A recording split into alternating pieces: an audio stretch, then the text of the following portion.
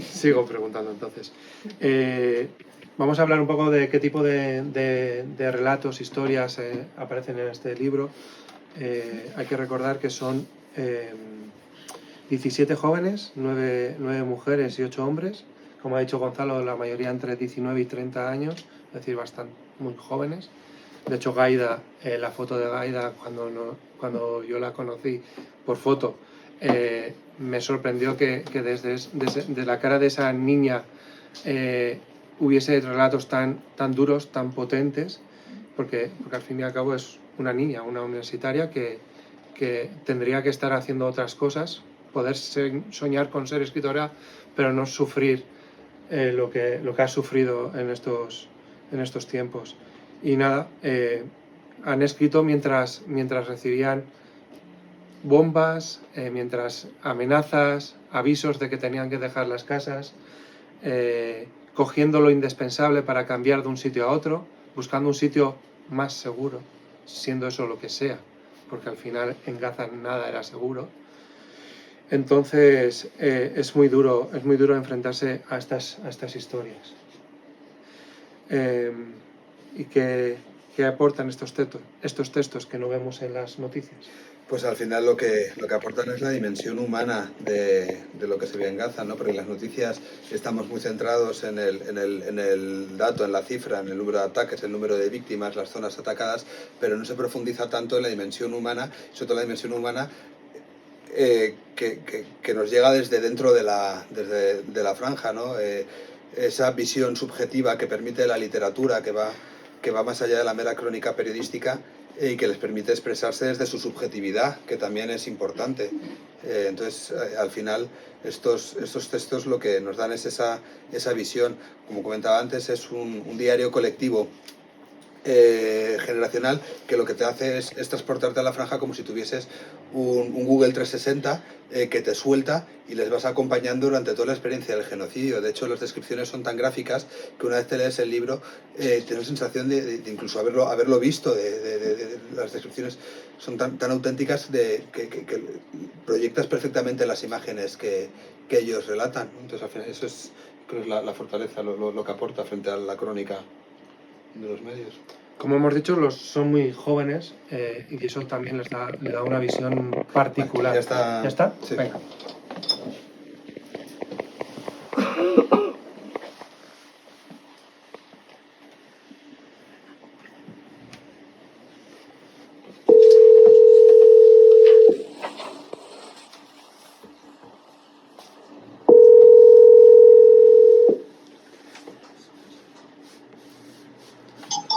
Hello, Ibrahim. Hello? Can you hear me? Yes, I can hear you clearly. Nice. First of all, thank you so much for joining us today. I would like you to introduce yourself, to explain here our audience who is Ibrahim Jaggi. Well, firstly, can you see me? Yes, we can see you, we can hear you. Okay, that's more than perfect. Good evening, everyone. Thank you for being here and for choosing us. My name is Ibrahim Jaggi, a Palestinian writer, graduate of English literature, a journalist, and above all, I'm a witness. I come from Gaza, not the Gaza you see in headlines. Yeah, the sound is reduced to numbers, but the Gaza the sound of is faith, of unfinished story. I am part of a generation that did not study politics in streams. We lived it.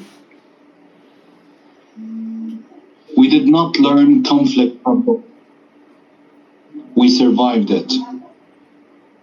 Every day, and Gaza teaches you something about power, about silence, about the weight of the world when it decides not to stay here.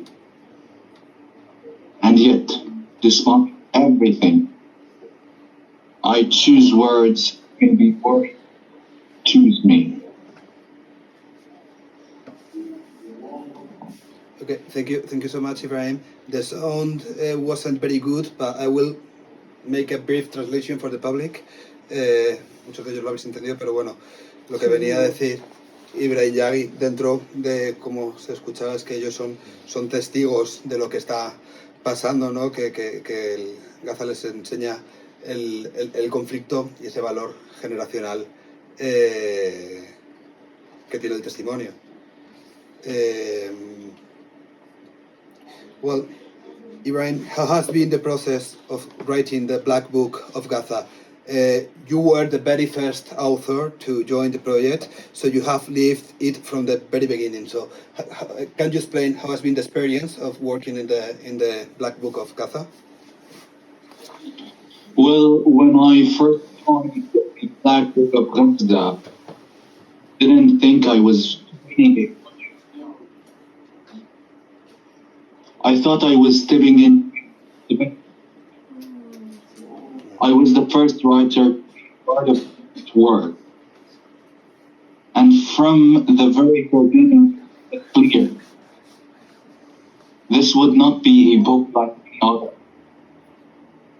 This was not literature. This was literature for preservation. Because in Gaza, memory constantly under threat, not only from bomb, but from erasure. The process of writing, not because we weren't imagining, we're documenting reality.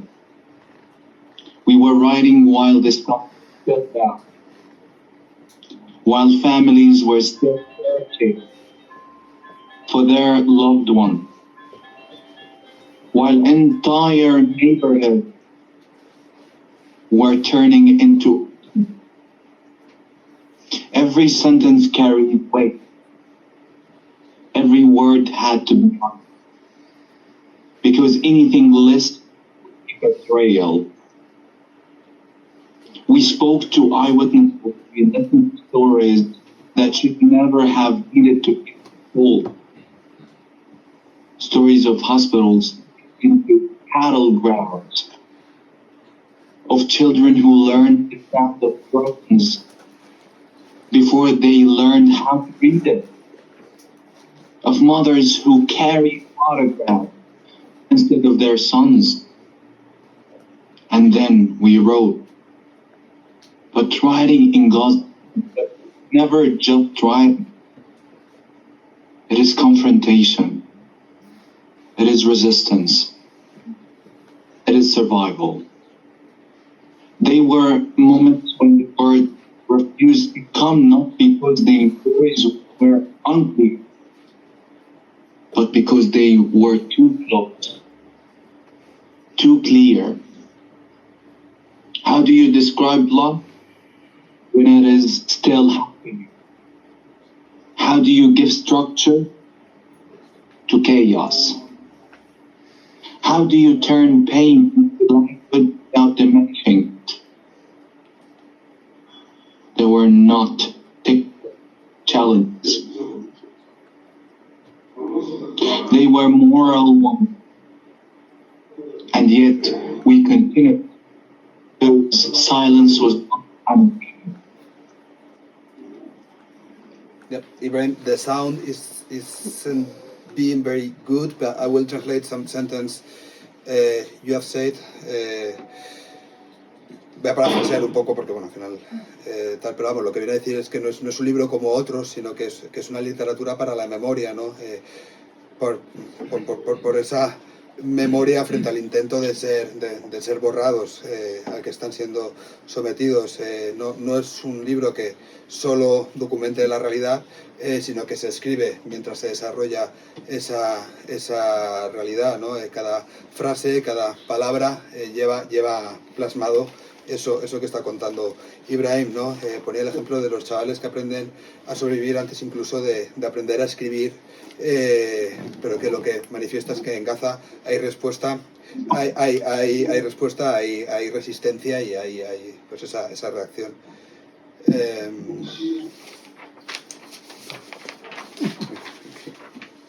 Yeah. Well, the last question, Ibrahim. What does literature mean for the Palestinian people and their fight for freedom and independence? Well, literature for Palestinians is not a luxury. It is a form. For decades, our story has been told by others, edited, rephrased, sometimes completely erased. So we write to reclaim their narrative. We write to say, we're not just a victim, we're not just headlines, we're people with history, with culture, with dreams. Palestinian literature has always been an active defense. From poetry to novels to testimonies, it carries one central truth,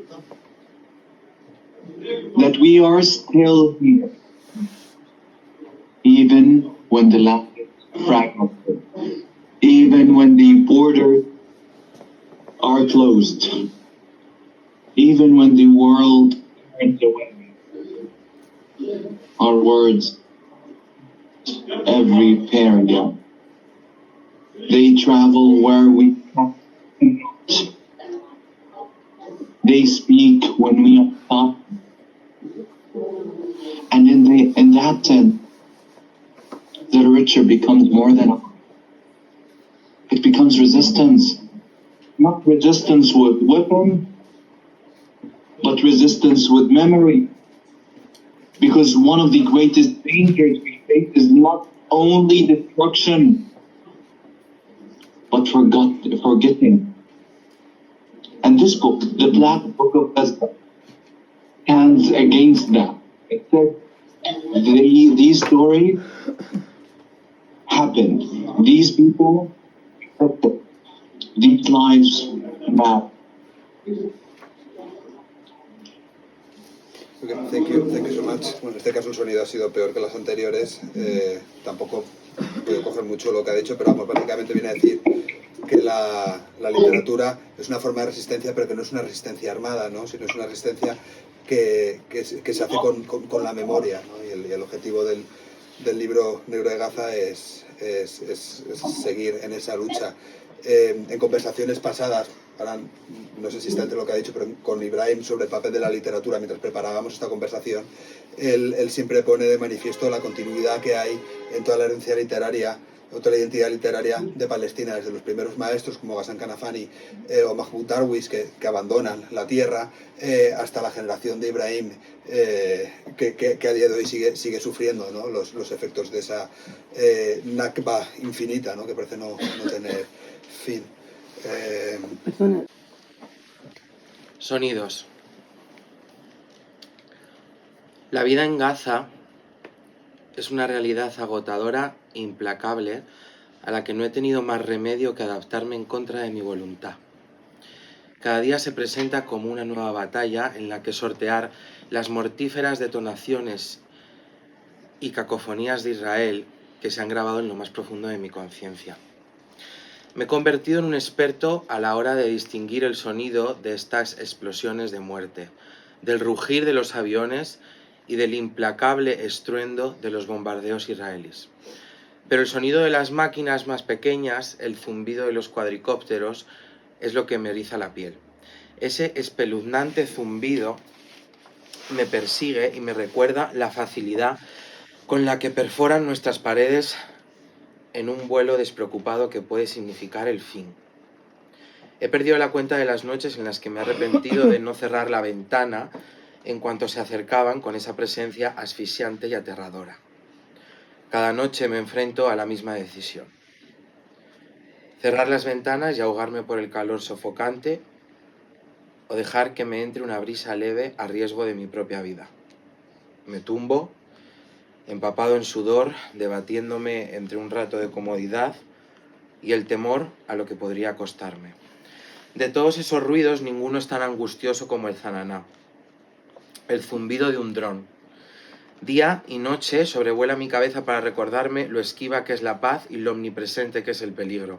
El zumbido del dron no solo inunda el aire, sino que parece que estuviera posado a mi lado en mi techo, penetrando en mi mente, y a veces les susurro en mi cabeza: ¿no te cansas nunca? Todo el día rondando, saludándome desde el umbral, o cuando me tumbo en mi cama, alterando lo que queda de mi existencia, convirtiendo mi calma en miedo, acorralándome con tu zumbido. Incluso cuando conozco de sobra tu cacofonía, nunca deja de rondar mis pensamientos, tu sonido en busca de su próxima presa o antes de masacres y carnicerías. Cuando te alejas, puede que tu eco se esfume, pero el horror que dejas en nosotros permanece como una promesa tenebrosa de lo que está por venir.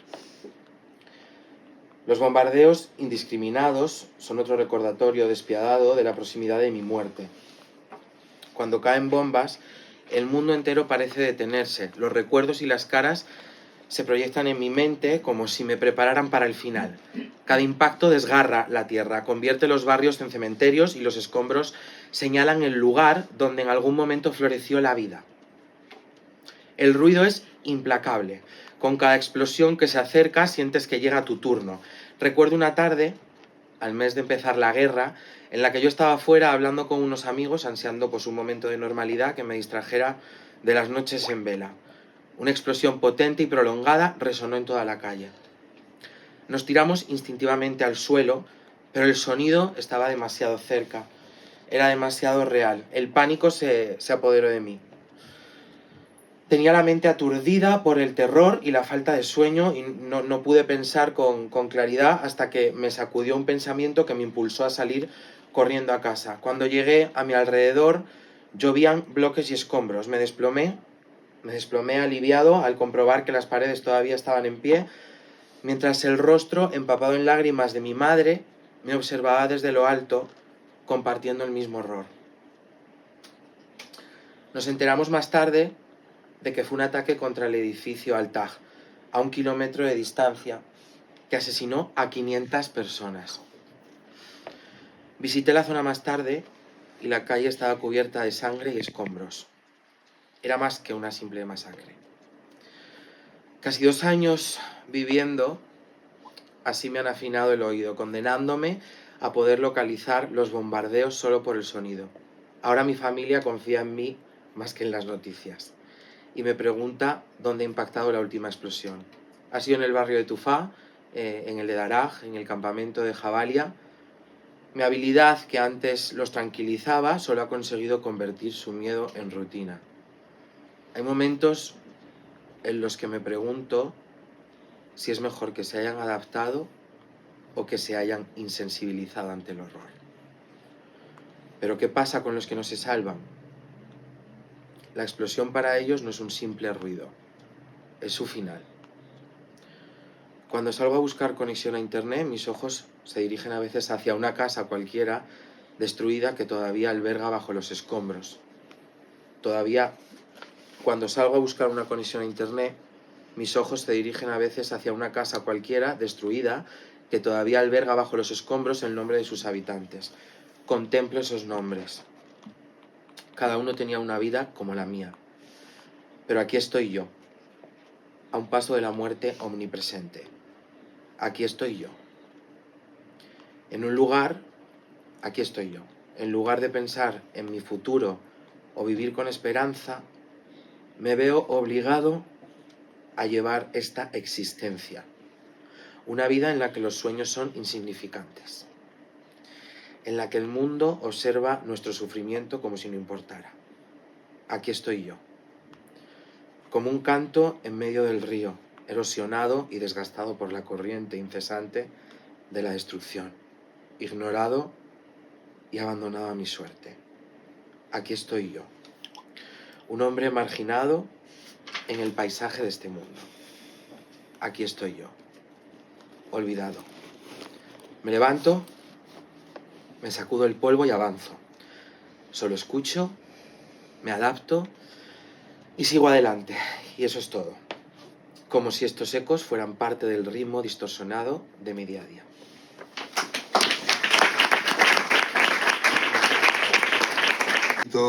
Palestino nos hemos acostumbrado a que se aborde desde una perspectiva política, más de política de bloques, ¿no? Casi uno asume la posición que tiene que asumir en función de otras circunstancias, y lo que el libro plantea es que esto es pura humanidad, es una humanidad universal que trasciende cualquier otro juicio político, es dignidad cruda, sin más. Y de hecho es lo que hemos perseguido desde el principio, no hacer un libro que se lea en clave política, sino que se lea en la clave más humana posible, ¿no? Y los relatos que estamos escuchando o la conversación que hemos tenido con Ibrahim, se ve eso, que es esa humanidad descarnada que trasciende cualquier otro prejuicio. ¿Crees que este libro puede cambiar la forma de que miramos Gaza desde Europa? Yo creo que sí. Yo creo que sí, porque abre esa ventana que muchas veces está olvidada, ¿no? Hay gente comprometida, todos los que estamos aquí, pues qué os voy a decir, ¿no? Pero en la calle hay mucha gente que no entiende lo que estamos haciendo ahora. Estos relatos les acercaría más a esa realidad, que les ayudaría a entender precisamente el por qué estamos aquí. Europa ha cometido un error muy grande en su posicionamiento con respecto a Gaza, intencionado y desintencionado. Lo hay de todo. Yo como periodista lo he visto en los medios, que ha costado mucho, ha costado muchas muertes, ha tardado muchas muertes en decir Israel ha matado a tantos palestinos en Gaza. El relato empezó siendo que morían, no se sabía muy bien cómo, ¿no? En los titulares. Poco a poco esta forma de exponer la humanidad también ha ido afectando a la forma en la que se construye el relato, y afortunadamente ya es más habitual encontrar la realidad expuesta tal y como es, ¿no? Y esos titulares en los que ahora, por ejemplo, con la carnicería que se está cometiendo y el Líbano, se identifica a quién mata, a quién muere y por qué muere, ¿no? Y creo que es precisamente por ejercicios como esto, ¿no? que resaltan la humanidad del palestino más allá, del pueblo palestino más allá que una cifra o que un componente de un noticiero, sino que son personas, ¿sí? son personas como Ibrahim, son personas como Ahmed, como Gaida, y así merecen ser percibidas por nosotros, por todos, vamos, por los que estamos aquí, por los que no están aquí, por los que están fuera. Pues creo que es un buen momento para la tercera lectura. Estaba en la universidad cuando llamaste con voz cansada. No puedo estudiar, me dijiste. Yo te respondí que me esperaras a la salida de clase para pasar el resto del día juntas. Cuando llegaste estabas calada, pero sonreías, como si el mismo cielo te hubiera bendecido. Bajamos por la calle Remal, tú y yo. Siempre decías que la lluvia te hacía sentir viva, como si cada gota se llevara el peso del mundo. Recuerdo cómo te brillaban los ojos al encontrar cuadernos y subrayadores de colores en Molhem, la pequeña papelería que tanto nos gustaba. Estos nos vendrán bien, dijiste con determinación. Y yo te creí. Siempre lo hacía. Tenías una fortaleza serena y tranquila, y la certeza de que al final todo se arreglaría. Cuando estaba a tu lado también yo lo creía. Después nos fuimos a Atik, otra tiendita, y compramos velas. A las 2 nos chiflaban las velas. Nos encantaba la idea de que hasta cuando se fundían seguían brillando, para luego volver a endurecerse y brillar de nuevo. Toda una lección de resistencia. Hace solo unas semanas encontré una de esas velas bajo los escombros de mi casa. Imagina qué momento. Una velita cargada con tantos recuerdos. Me hizo sonreír, sentir algo real, algo que pervive, como nuestra amistad. Terminamos ese día en la playa. Abriste tu cuaderno y te sumergiste en las matemáticas con una energía que solo tú podías desplegar. Estabas tan concentrada en aprobar el Tauhid, algo que por supuesto lograste y con un 92. Nunca me sentí más orgullosa. Ahora, mirando cómo la llama de la vela baila en silencio, pienso en ese día y pienso en ti. Y anhelo pasar el tiempo contigo, si aún estuvieras aquí. Nos imagino en nuestro parque favorito, celebrando tu 19 cumpleaños. Te llevaría tu tarta de chocolate favorita y cantaríamos estruendosamente, riendo entre bocado y bocado. Te desearía un gran año, lleno de éxitos y alegría. Pero te fuiste demasiado pronto y tus sueños no tuvieron el tiempo que merecían. Nunca olvidaré nuestra última conversación, la que tuvimos el día que te asesinaron. Nos reíamos mientras imaginábamos cómo sería la vida tras la guerra. Terminará pronto, dijiste. Solo hay que esperar. Pero no llegaste a ver el final. La guerra sigue. Y el mundo sigue girando, pero está más vacío sin ti. Visito tu tumba siempre que puedo. Me siento a tu lado y te cuento cómo son mis días, mis esperanzas, mis luchas y mis pequeñas victorias. A veces cierro los ojos y te veo sentada a mi lado, sonriendo mientras me dices que todo irá bien. Te siento en la brisa, te oigo en el silencio y te llevo conmigo. Sé que ahora estás en paz y quiero pensar que este es tu mejor cumpleaños, uno repleto de luz, amor y de todo lo que este mundo te ha negado. Aún así te echo tanto de menos. Visítame en sueños, mi querida Iman. Con todo mi amor, Shad.